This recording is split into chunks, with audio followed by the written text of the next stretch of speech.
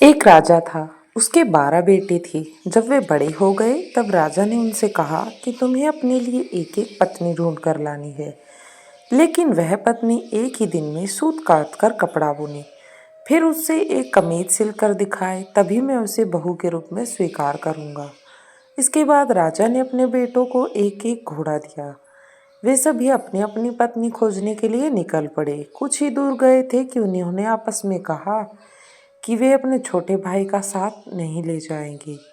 11 भाई अपने छोटे भाई को अकेला छोड़कर चले गए। वह रास्ते में सोचने लगा कि वह आगे जाए या लौट जाए। उसका चेहरा उतर गया था। वह घोड़े से उतरकर घास पर बैठ गया और रोने लगा। रोते रोते अचानक चौंक गया। उसके सामने घास हिली और कोई सफ़ेद चीज़ उसकी ओर आने लगी।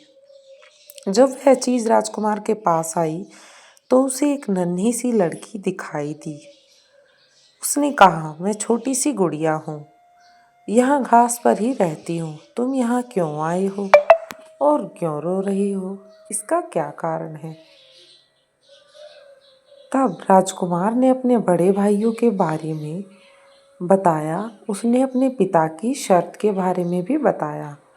फिर उसने गुड़िया से पूछा, क्या तुम एक दिन में सूत काट कर कपड़ा बुनकर एक कमीज सिल सकती हो? अगर यह कर दोगी तो मैं तुमसे शादी कर लूँगा। मैं अपने भाइयों के दुर्व्यवहारों के कारण आगे नहीं जाना चाहता और यहीं से अब लौट जाना चाहता हूँ। गुड़िया ने हाँ कर दी।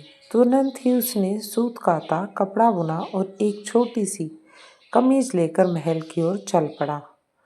जब वह महल में पहुंचा तो उसे शर्म आ रही थी, क्योंकि कमीज बहुत छोटी थी। फिर भी राजा ने उसे विवाह करने की अनुमति दे दी थी, क्योंकि शर्त तो पूरी हो चुकी थी। अब बारी थी अन्य भाइयों की। राजकुमार गुड़िया को लेने चल पड़ा। जब वह घास पर बैठी गुड़िया के पास पहुंचा तो उसने गुड़िया से घोड़े पर बैठने को कहा। गुड़िया ने कहा, मैं तो अपने 2 चूहों के पीछे चांदी की चम्मच बांधकर उसमें बैठकर जाऊंगी। अब गुड़िया में भी बहुत ही एटीट्यूड था, घमंड जो था। राजकुमार ने उसका कहना मान लिया। राजकुमार घोड़े पर सवार हो गया और गुड़िया चूहों के पीछे बंधी चांदी की चम्मच पर बैठकर सवार हो गई। राजकुमार सड़क के एक ओर चलने लगा, क्योंकि उसे डर था कि कहीं उसके घोड़े का पांव गुड़िया के ऊपर न पड़ जाए। गुड़िया सड़क के जिस ओर चल रही थी उस ओर एक नदी बह रही थी। अचानक गुड़िया नदी में गिर गई, लेकिन जब वह नदी के अंदर से ऊपर आई तो राजकुमार के समान बड़ी हो गई थी। राजकुमार बहुत प्रसन्न हुआ और पूछने लगा, ऐसा किस कारण हुआ? राजकुमार महल में पहुंचा तो उसके सभी बड़े भाई अपनी अपनी होने वाली पत्नियों के साथ वहां आ चुके थे, लेकिन उसके भाइयों की पत्नियों का न व्यवहार अच्छा था और न ही वे सुंदर थी। जब उन्होंने अपने भाई की सुंदर पत्नी को देखा तो वे सभी जल भुन गए। राजा को पता चला कि बड़े पुत्रों ने छोटे राजकुमार के साथ दुर्व्यवहार किया है, तो उसने बड़े बेटों की खूब निंदा की। फिर छोटे बेटे को गद्दी सौंप दी। छोटे राजकुमार का विवाह गुड़िया के साथ धूमधाम से हुआ। अब छोटा राजकुमार राजा था और गुड़िया रानी।